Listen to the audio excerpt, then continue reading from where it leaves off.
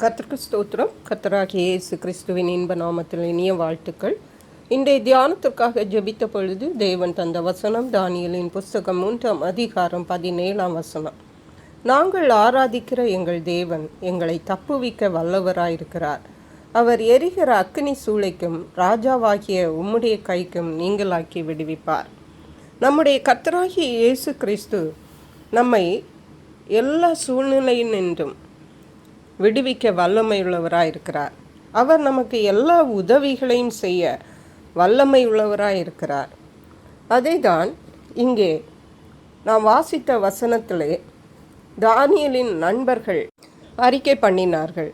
அவர்கள் ராஜா நிறுத்தின பொற்சிலையை வணங்காததினாலே எரிகிற அக்கினி சூளையிலே அவர்கள் போடப்பட வேண்டும் என்றிருந்த அந்த சூழ்நிலையிலே ராஜா 2ஆம் தரமும் ஒரு தருணம் கொடுத்து அந்த ராஜா நிறுத்தின பொற்சிலையை வணங்க வேண்டும் என்று கொடுத்த போது கூட அவர்கள் அதை வணங்காதபடி சொன்ன வார்த்தை தான் இது. நாங்கள் ஆராதிக்கிற எங்கள் தேவன் எங்களை தப்புவிக்க வல்லவராயிருக்கிறார். அதாவது நாம் ஆராதிக்கிற தேவன் கர்த்தராகிய இயேசு கிறிஸ்து சாதாரணமானவர் அல்ல. அவர் சர்வ வல்லமையுள்ள தேவன்.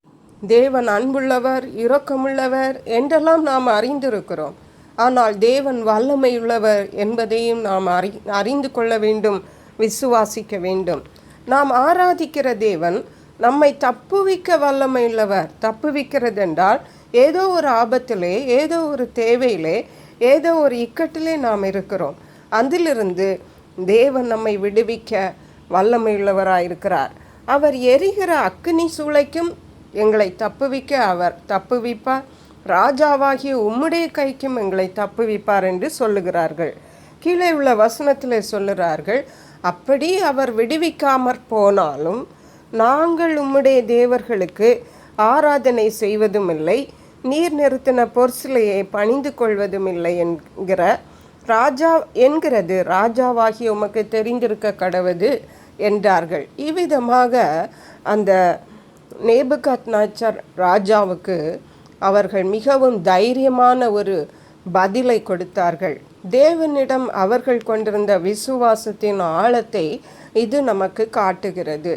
எந்த சூழ்நிலையிலும் தேவன் நமக்கு போதுமானவர், தேவன் நம்மை தப்புவிக்க வல்லமையுள்ளவர், தேவன் நம்மை சுகமாக்க வல்லமையுள்ளவர், தேவன் நமக்கு நம்முடைய தோல்விகளை ஜெயமாக மாற்ற வல்லமையுள்ளவர், தேவன் நம்முடைய தேவைகளை சந்திக்க போதுமானவர் என்ற ஒரு ஆழமான விசுவாசம் இருக்குமானால் நாமும் கூட எந்த சூழ்நிலையிலையும் இயேசு கிறிஸ்துவை நம்பி இயேசு கிறிஸ்துவிடத்திலிருந்து விடுதலைகளை பெற்றுக்கொள்ள முடியும். இங்கே சாத்ராக், மேஷாக், ஆபேத்நேகோவை 7 மடங்கு எரிகிற அக்னி சூளையிலே போட்ட போது தேவன் 4வது நபராக அங்கே அவர்களோடு உலாவி ஒரு முடி கூட கருகாமல் அவர்களை பாதுகாத்தார். இதுதான் அவர்களுடைய விசுவாசத்தின் பலன். தேவனை உறுதியாக பற்றி கொண்டார்கள். யோபு எழுதின புஸ்தகம் 13ஆம் அதிகாரம் 15ஆம் வசனத்திலே சொல்லுகிறார், அவர் என்னை கொன்று போட்டாலும் அவர் மேல் நம்பிக்கையாயிருப்பேன். ஹல்லேலூயா. ஆம், பிரியமான தேவனுடைய பிள்ளைகளே, யோபுடைய வாழ்க்கையிலே எவ்வளவு பெரிய நஷ்டம் கஷ்டங்கள் வந்தது. அந்த சூழ்நிலையிலேயும் அவர் சொல்லுகிறார், தேவன் என்னை கொன்று போட்டால் கூட நான் அவரிடத்துல தான் நம்பிக்கையாயிருப்பேன் என்று. அதன் விளைவு என்ன? தேவன் யோபை இரட்டிப்பாக ஆசீர்வதித்தார். ஏசாயா தீர்க்கதரிசியின் புஸ்தகம் 26ஆம் அதிகாரம் 3ஆம் வசனம் சொல்லுகிறது, உம்மை உறுதியாய் பற்றி கொண்ட மனதையுடையவன் உம்மையே நம்பி இருக்கிறபடியால் நீர் அவனை பூர்ண சமாதானத்துடன் காத்து கொள்ளுவீர். இந்த தேவனை நாம் உறுதியாய் பற்றி கொண்டால் நமக்கு என்ன கிடைக்கும் என்று நினைக்கிறீர்களா? பூர்ண சமாதானம். நாம் விரும்புகிற விடுதலைகள், ஆசீர்வாதங்கள், சமாதானம் எல்லாம் நமக்கு கிடைக்கும். ஆகவே இன்னும் கர்த்தரை உறுதியாய் பற்றி கொள்வோம். தேவனுடைய விடுதலைகளையும் ஆசீர்வாதங்களையும் பெற்று மகிழ்வோம். கர்த்தர் தாம் இந்த வார்த்தைகளை ஆசீர்வதிப்பாராக. எங்களை கிருபையை நேசித்து பாதுகாத்து வழி நடத்துகிற எங்கள் அன்பின் தகப்பனை ஆசீர்வதிக்கப்பட்டு இந்த நல்ல நாளுக்காக நன்றி. இந்த வேளையிலும் நாங்கள் கர்த்தரை உறுதியாய் பற்றி கொண்டு பூர்ண சமாதானங்களையும் பூர்ண ஆசீர்வாதங்களையும் விடுதலைகளையும் கர்த்தரிடத்திலிருந்து பெற்றுக்கொண்டு மக்கண்டு சாட்சிகளாய் வாழ கிருபை செய்வீராக.